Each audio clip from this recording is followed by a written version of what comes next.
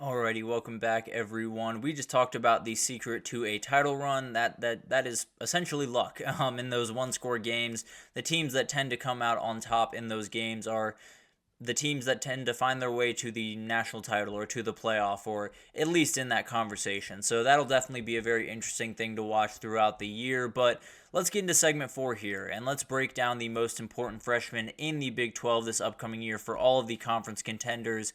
There's a lot of them, so we'll go ahead and jump right in here and move rather quickly through these group because there's a ton of guys to break down, and frankly, there's not too many freshmen that are going to be playing huge minutes this year in this conference because of the experience that just litters this conference. But there are a couple of guys that I definitely think could make some noise, or if they're called upon, could be huge players for their teams. And I want to start with Kenai Lopez. He is a linebacker over at Utah now, and frankly, a big reason that I'm picking him is because of the logo that is on his chest right there. St. John Bosco is different.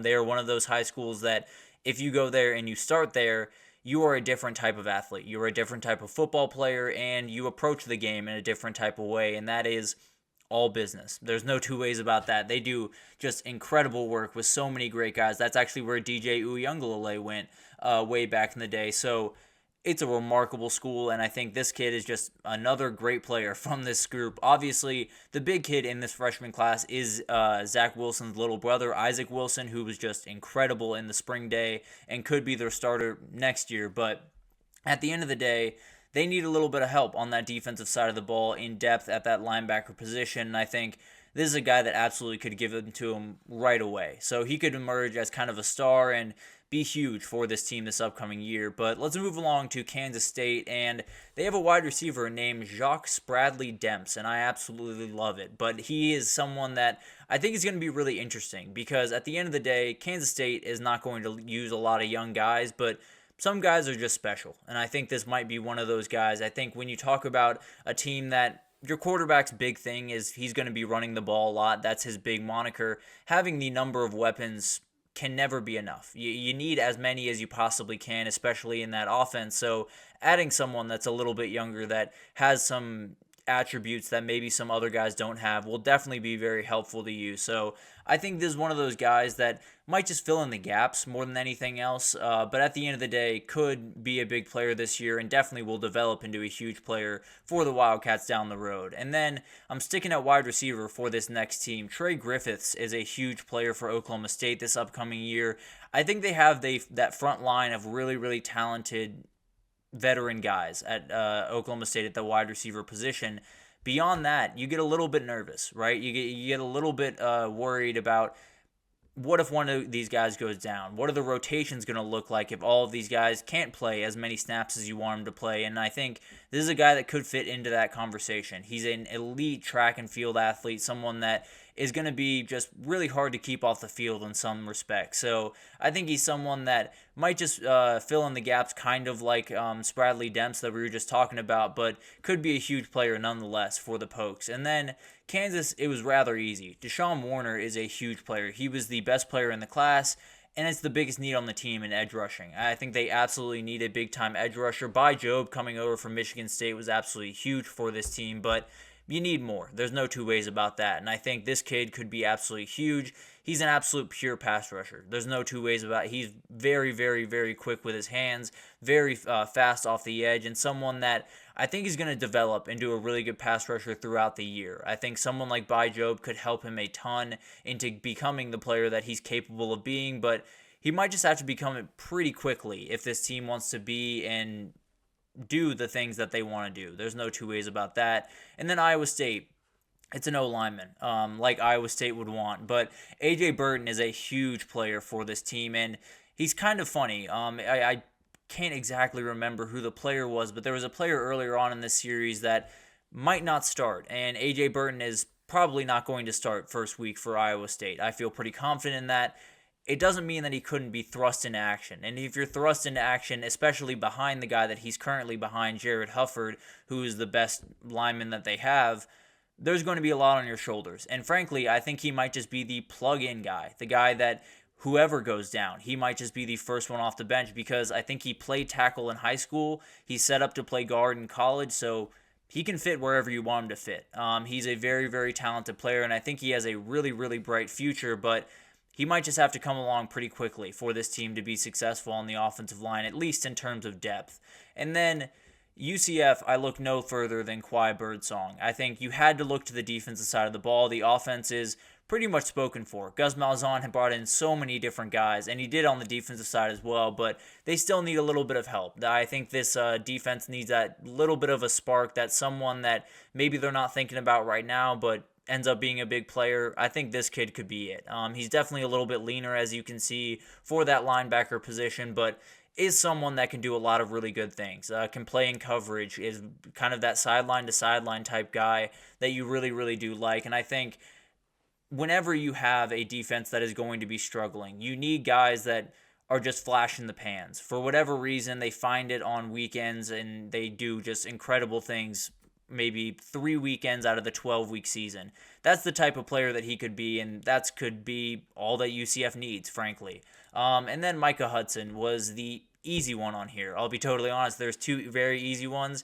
He was the one, and he's one of only 2 5-stars that were recruited into the Big 12 this last cycle, which gives you another reason why there's not a lot of freshmen being used in the Big 12 this upcoming year. But I think he's going to be on the field early and often. Frankly, I think he's going to start the very first game because he's impossible to keep off the field. There was everyone after this kid. I mean, Texas wanted this kid as bad as really anyone in the entire country. Texas Tech ended up getting him, and it's absolutely huge. And I think he's someone that could join that Michael Crabtree level of wide receiver at Texas Tech. I know that sounds crazy as a freshman coming in, and he's a very different type of receiver, but he can do some really, really incredible things in that uniform and could become the guy that Texas Tech fans remember for quite some time. I can promise you that. So very excited to see what he can do this year, but also just throughout his career at Texas Tech. And then Arizona, I have a running back because losing Jonah Coleman is absolutely huge. Jordan Washington, I think, is going to be huge for this team. A freshman coming in that is going to fit very nicely next to Ja'Cory Croskett-Merritt. I think he's someone that definitely can be huge for this team. I think the defense is going to be very experienced when they face a lot of these defenses across the Big 12, whether it's Utah, Kansas State. They have a ton of guys that know exactly what they need to do, which means all of these offenses in the Big 12 just have to be multiple. They have to be able to attack you with 4 wide receivers and 3 running backs and a couple of tight ends and just make it really tough for you to key in on guys. So I think Washington could be that guy that just keeps defenses guessing just a little bit more than you normally would. And then West Virginia. Zay Jennings is someone who has really popped up on campus and just immediately turned heads. He was an absolutely huge player. I think he'll be mostly rotational in that back end at safety this upcoming year, but at the end of the day, he's going to be huge. I think he could be in a starting role by the end of the year, and if West Virginia is going to make some noise, they need some guys to step up. They need younger guys to play big-time roles and possibly be someone that makes a all Big 12 team and does some things that maybe you're not expecting them to do, but if you're in that West Virginia spot where it's just that mess in the middle of the Big 12, you're going to need some things to fall your way. And Zay Jennings absolutely could be that guy for West Virginia.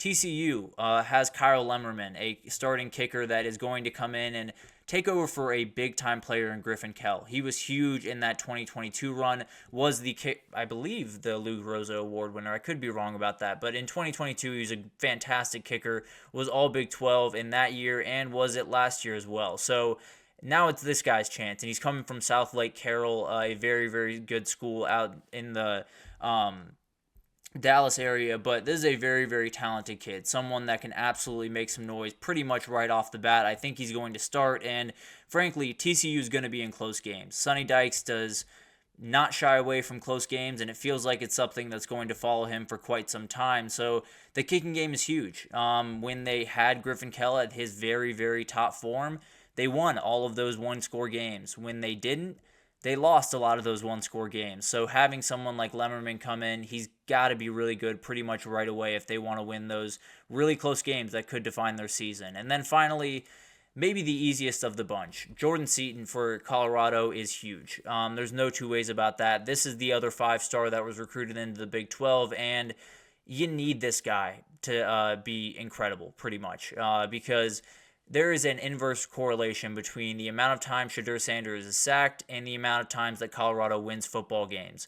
The less times that he is on the ground, the more wins you have, period. End of story. They absolutely need to keep this guy upright, and he's being thrusted into the second biggest position on the field at left tackle. So he's got to be ready to go, and I think he's plenty talented. I think he's cut from the same class of the Will Campbell, the Kelvin Banks, who came into their school, started as a freshman, and did some really good things, but also struggled a little bit throughout the season because they are freshmen, and it is going to be a little bit of a adjustment period. So it'll be fascinating to watch. He may be the most important player for Colorado outside of Shedeur Sanders this upcoming year, but Shedeur Sanders isn't all that important if he's on the ground. So it could be that Jordan Seaton is the most important player. But at the end of the day, that might be just the most important freshman in the entire country outside of Dylan Raiola. Let's just say that. But there are tons of guys that are going to make some noise in the Big 12. Obviously, a more experience-ridden conference than some others, but at the end of the day, there are going to be some guys that are going to have plenty to say about this Big 12 season. But let's take our final break here, and when we come back, we're going to talk about the Texas Longhorns. We're going to get into Monday questions and ask 4 big-time questions that will totally define what the Longhorns can do this upcoming season and who they can be at the end of the season, how people will view them at the end of the season, more importantly. But we'll break that down right after this, so stick with us.